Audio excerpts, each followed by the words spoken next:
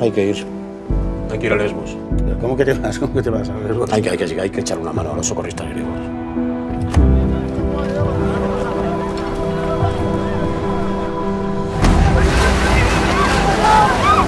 Mañana en el primer vuelo nos vamos. No, no lo vamos. Óscar, me lo prometiste 2 días. Pero yo cómo iba a saber que las cosas estaban así. Yo cada vez la veo más étnica, ¿eh? Yo solo me acosté con Arturo. Pues entonces sale tu padre.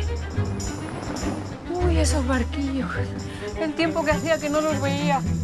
Oye, ¿tú has pelado patatas alguna vez? ¿Me estás ofreciendo que trabaje aquí? ¿Y qué tengo que hacer? Pues cuidar de Cecilia y de la casa. Dios te guiará. ¿Bartolomé ha hecho algo para molestarle? No. ¿Siente algún tipo de afecto por ella?